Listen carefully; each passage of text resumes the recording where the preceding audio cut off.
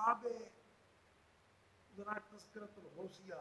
لکھنے والے حضرت میاں محمد بخش عارفی فرمانے کہ حضور سیدنا غوث اعظم دستگیر پیران پیر باغ جلے مسجد جانا نا جمعہ پڑھا اتنا سرکار دا جلال سی کے بازار بند ہو جانے بندے ہاتھ بن کے کھڑے ہو جانے لائنہ لگ جانیاں ایک یار لیٹ ہو گئے جمعہ پڑھا سرکار جمعہ پڑھن جا رہے ہیں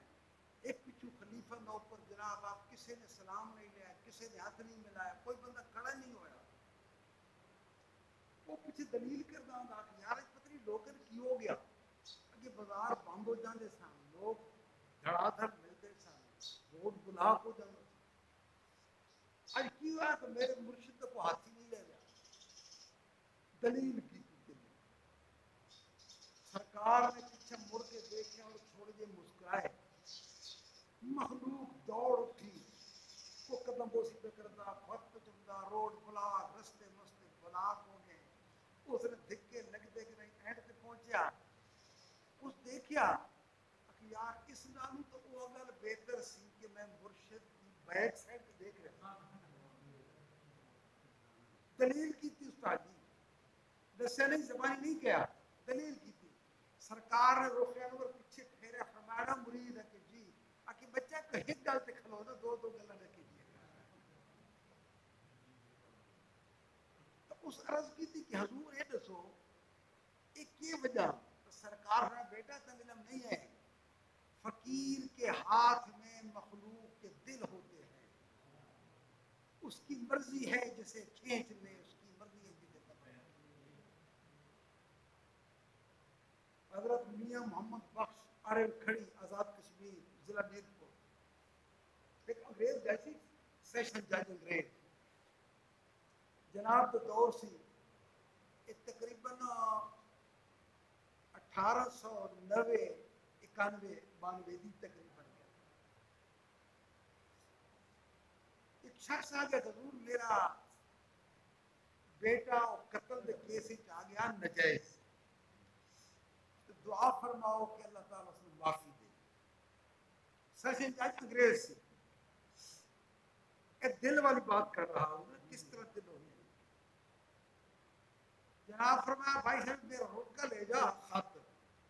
کہ وہاں کی جج نو پڑھا دیں کہ حضور وہ جج تھوڑا مرید ہے کہ بچہ کتنے مرید ہے میں ایک درویش مسکین آدمی ہوں سیشن جج انگریز جو برٹش ہے کہ جناب کہنا کی ہے کہ بچہ تو رکا رکھ دے لیکن کھولنا نہیں امدین صاحب رک کر لکھیا حضور نے بحث ہوئی چلے سنا کر آرڈر وہ کھڑا ہو گیا اس رکا پیش کیا رکا بادشاہ ہے نا سبحان اللہ الہی کیا چھپا ہوتا ہے اہل دل کے سینے جج کھڑا ہو گیا برٹش اس کا میں تیرے بیٹے کی بحثت اور بری کرتا پھر دوسرا کاغذ لیا اس کا میں ریزائن دیتا ہوں آج سے مجھے سروس کی کوئی ضرورت نہیں اس نے کہا بابا اس سے بندے دل پر لے من جڑے رک کر دیتے کہ رکے تے حضور لکھے کہ رکے دوتے سرکار نے صرف پنجابی دے چند اشعار لکھے کوئی نہیں لکھا کہ محترم جج صاحب یہ میرا مرید ہے فلاں ہے گناہگار ہے اس کو معاف کر دو نہیں لکھا سرکار نے صرف چند اشعار لکھے فرمایا کہ گزر گئے وہ وقت پرانے گزر گئیاں وہ گھڑیاں گزر گئے وہ وقت پرانے گزر گئیاں وہ گھڑیاں کدھر گئے سلیمان پیغمبر کدھر گئیاں وہ پریاں بات فرمایا کہ صدا نہیں مرغائیاں بہنا صدا نہیں سر پانی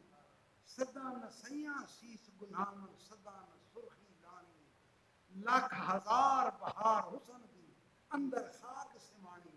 لا پریت محمد بخشا جگ وچ رہے کہانی آخر تے آخری اینڈ لکھیا میاں محمد رکا لکھیا سرکار دا محمد بخش نے یہ نہیں لکھیا کہ فقیر یا غوث قطب سمپل فرمایا کہ میاں محمد رکا لکھیا سن ججا سلطانہ میاں محمد رکا لکھیا سن ججا سلطانہ بھلیاں دی بھلائی راسی ویسی گزر زمان بھلیاں دی بھلائی ریسی ویسی گزر زمانہ اس فقیر دے اے لکھے چند اشعار جلے برٹش جج نے واچے اس کی کایا تبدیل ہو گئی اس نے ریزائن دے دیتا اور 16 سال اس سرکار دا لوٹا بھریا مرید دی کے وضو کرانا اور اس جج دی قبر اور بھی کھڑی شری موجود ہے تو زیارت کر کے پر کے دعا منگو اللہ تعالیٰ دی یاد سارے حاضرین محفل تے کرم نوازی فرمائے اور اللہ تعالیٰ دی یاد اپنے پیارے محبوب پاک دے صدقے سارے ان بھائی صاحبوں دی ساری تکلیفاں دور فرمائے اور جیڑے سارے عزیزاں دی اولاد نہیں اللہ پاک دے خزانے کمی تو ہے نہیں میرا مالک اپنے محبوب پاک دے صدقے انہوں صاحب اولاد کر دے جابر مالک کلہم بیمارت و صحت کا قرض داراں دے قرض دور فرما پریشان حال لوگوں دی پریشانیاں دور فرما حاضرین محفل جو اپنے دل کی حسرت بنائیں گن گیا سارا دی پوری فرما میرے مالک کہ ساری بچیاں جن کو پریشانیاں گن گیا اپنے پیارے خلقوں کی پریشانیاں اور خصوصاً میرے مالک اپنی محبت نصیب فرما اپنے محبوب پاک صلی اللہ علیہ وسلم کی محبت نصیب فرما اور اپنے فقیراں دی محبت نصیب فرما میری سرکار حضرت عارف کھڑی اپنے مرشد کو گئے کہ عرض کی تھی کہ تھوڑے دل کی کیفیت بھی یہی ہونی چاہیے جو میں آپ کو بتا رہا ہوں انہوں نے اپنے مرشد کو عرض کی تھی کہ دیون کارن داتا بنے ہو منگن کارن سوالی دیون کارن داتا بنے ہو منگن کارن سوالی تینوں داتا کسے نہیں کہنا جی آج ٹر گئے خالی اللہ تعالیٰ دی آشاءاللہ کہن خالی نہ ٹورے جو حاضرین محفل اپنی تمنا اللہ تعالیٰ دی آپ سارا دے